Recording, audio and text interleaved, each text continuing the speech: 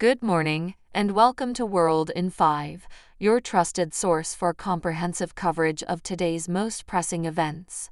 Former President Donald Trump was injured in a shooting during his rally in Butler, Pennsylvania. On Saturday evening, the FBI has classified the incident as an assassination attempt. The tragic event resulted in the death of one rally attendee and left two others seriously injured.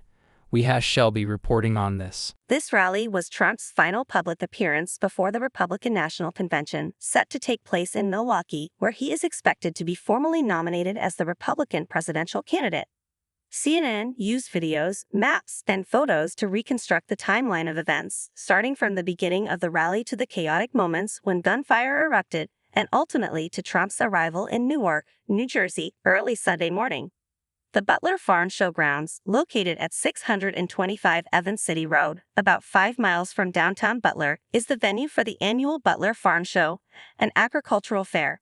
During Trump's speech, a voice in the crowd is heard saying, "He's got a gun." The video captures someone else in the crowd repeating, "On the roof, he's got a gun," followed by 3 gunshots. After a brief pause, 5 more shots are heard in rapid succession. "Stay under here," an attendee is heard advising others in the video.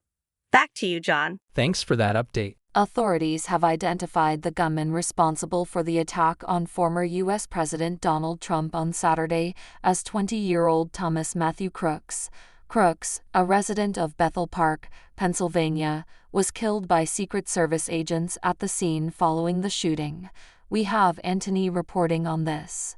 The FBI released a statement early Sunday morning naming Crooks and noting that Bethel Park is approximately 35 miles south of Butler, where the rally was taking place.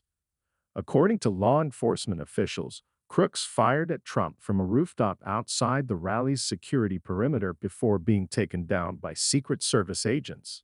Witnesses described the scene at the rally as bloody and chaotic, with attendees attempting to administer first aid to those injured amid the dense crowd. The shooting resulted in the death of one rally attendee and left 2 others in critical condition. Trump was also injured, stating on social media that a bullet had grazed the upper part of his ear.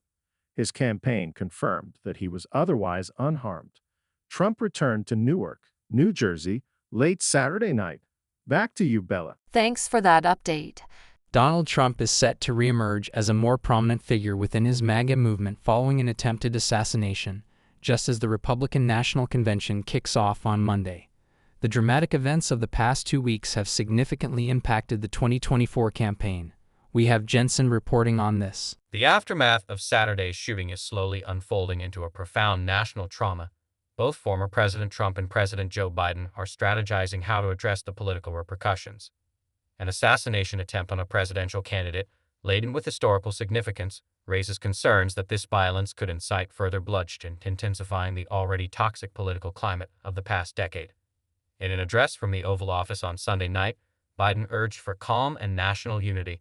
He mourned the loss of Corey Compertor, a firefighter and father who died shielding his family at the Trump rally, emphasizing that America must not continue down this path of political violence. A former president was shot, and an American citizen was killed while exercising his freedom to support the candidate of his choosing. We cannot, must not, go down this road in America, Biden said. Back to you, John. Thanks for that update. U.S. stock futures remained relatively stable following the assassination attempt on former President Donald Trump on Saturday, indicating calm in the markets as Trump survived the incident.